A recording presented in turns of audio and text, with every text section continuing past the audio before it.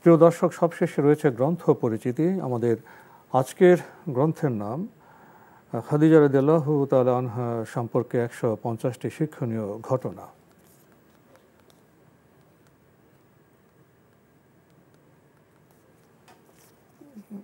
গুরুত্বপূর্ণ এই গ্রন্থটির মূল লেখক মুস্তাফা মোহাম্মদ আবুল মাআতি, অনুবাদ করেছেন শেখ আব্দুর রহমান বিন মোবারক আলী, প্রকাশ করেছে ইসলাম হাউস পাবলিকেশনস।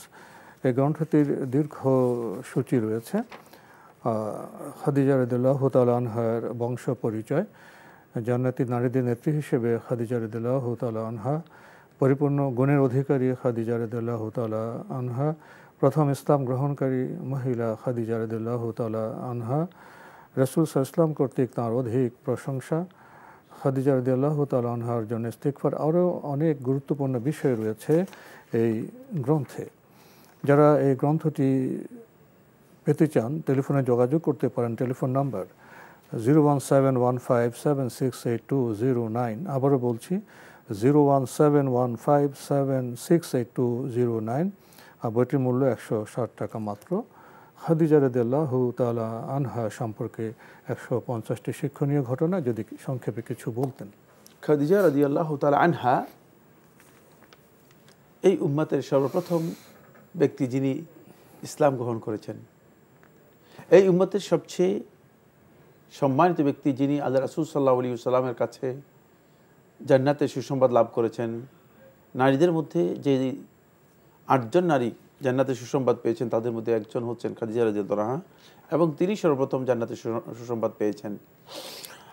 খাদিজা রাদিয়াল্লাহু তাআলা আনহা তিনি আল্লাহ রাসূল সাল্লাল্লাহু আলাইহি ওয়াসাল্লামকে এভাবে সন্তুষ্ট করেছেন যে রাসূলুল্লাহ সাল্লাল্লাহু আলাইহি ওয়াসাল্লাম বলেছেন, আবু বকর এবং খাদিজা এই দুইজনের সম্পদ আমাকে যতটুকু উপকৃত করেছে, যদি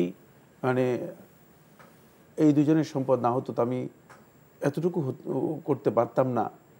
আর কোনো সম্পদ এত বেশি আমার উপকারে আসেনি, এই দুজনের সম্পদ যত বেশি উপকার এসেছে। কারণ হলো খাদিজা রাদিয়াল্লাহু তাআলা আনহা নিজের সকল সম্পদ আল্লাহ রাসূল সাল্লাল্লাহু আলাইহি ওয়াসাল্লামের হাতে তুলে দিয়েছেন ইসলাম এবং দ্বীন প্রচার করার জন্য। এখান থেকে বোঝা যায় যে দ্বীনের দাওয়াতি কাজের জন্য আর্থিক যোগান দেয়া এটি অত্যন্ত মর্যাদাপূর্ণ কাজ, যেটি খাদিজা রাদিয়াল্লাহু তাআলা আনহা করেছেন। রাসূল সাল্লাল্লাহু আলাইহি ওয়াসাল্লামকে তিনি যে সাপোর্ট দিয়েছেন, রাসূলুল্লাহ সাল্লাল্লাহু আলাইহি ওয়াসাল্লাম মৃত্যুর পরেও জীবনের শেষ সময় পর্যন্ত খাদিজা রাদিয়াল্লাহু তাআলা আনহার এই বদান্যতা এবং সম্মানের কারণে তার খাদিজা রাদিয়াল্লাহু তাআলা আনহা যেই সমস্ত বান্ধবী ছিলেন তাদেরকেও রাসূলুল্লাহ সাল্লাল্লাহু আলাইহি ওয়াসাল্লাম সম্মান করতেন।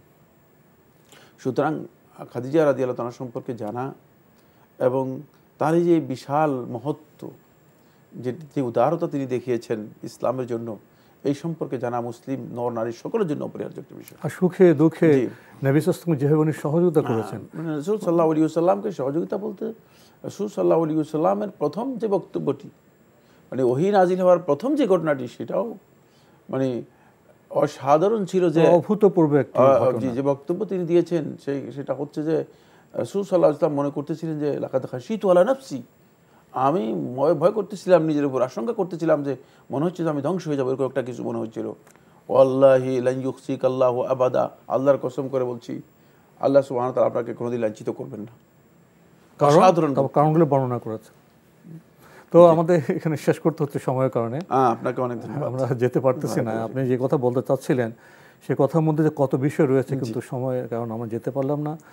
তো আজকে আমাদের এখানে শেষ করতে হচ্ছে। আপনাকে অনেক ধন্যবাদ। আপনাকে অনেক ধন্যবাদ। প্রিয় দর্শক, আমরা তো সময় ব্যয় করি, কিন্তু কিভাবে ব্যয় করি? আমরা তো পড়ি, কি পড়ি? আসুন না আমরা খাদিজা রাদিয়াল্লাহু তাআলা আনহা সম্পর্কে পড়ি, সাহাবাদের সম্পর্কে জানি। তাহলে বোধহয় আমরা খুব চমৎকার আলো পাবো, যে আলো আমাদের জীবন গঠনে সাহায্য করতে পারবে। দেখা হবে ইনশাল্লাহ আগামী জুমাবার একই সময়ে। মহান আল্লাহ আমাদের সবাইকে নিরাপদে রাখুন, রাখুন শান্তিতে। আসসালামু আলাইকুম।